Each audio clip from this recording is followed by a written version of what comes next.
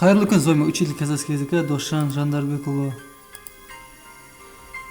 В четвертом уроке, сегодня у нас 5-й урок, в четвертом уроке мы изучали, как использовать слова, то есть окончание множественного числа.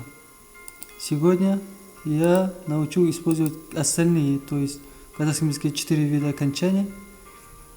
Научу использовать слова притяжательное окончание и личное окончание.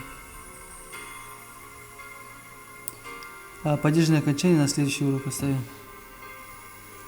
Ладно, и в четвертом уроке говорил я то, что если словам существительным добавлять окончание лар, лер, дар, дер, тар, тер, один из этих, да, то появится у вас множественный вид.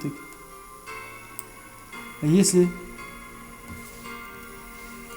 вот на русском языке притяжательное окончание, на русском языке вы просто скажете, да, то есть моя голова, вот здесь это слово остается, да?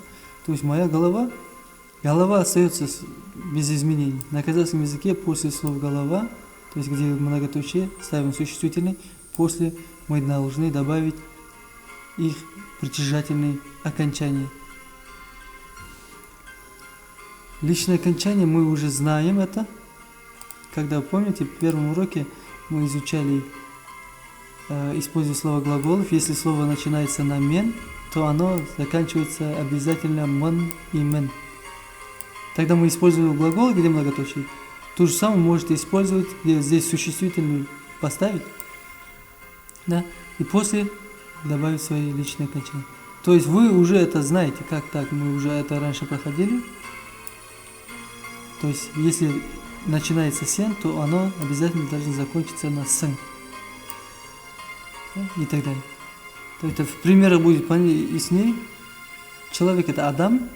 Как будет множественное число, то есть люди. Правильный ответ Адамдар. Адамдар, люди.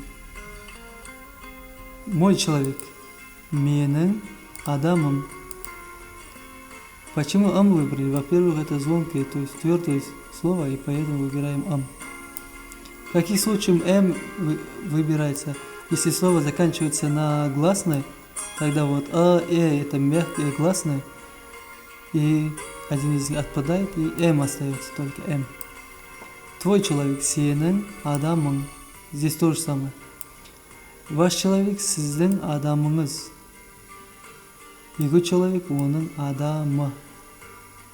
Если слово здесь с и с добавляется, если слово заканчивается на гласной. Ладно, я человек.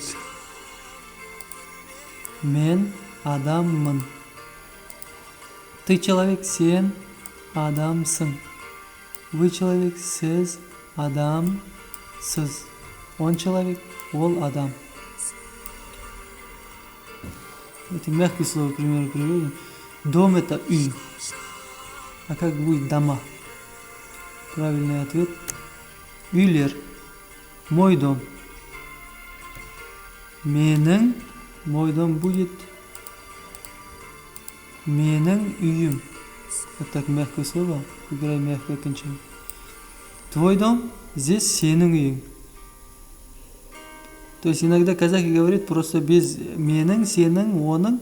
Просто слово используют и личное окончание добавляют. И притяжательное. То есть это должно, вы уже должны понимать то, что имеется в виду свой или чей-то дом. Ладно, я дом сказать не можем, так что здесь мы в примерах остановимся. На этом все. Сау болыңыздар.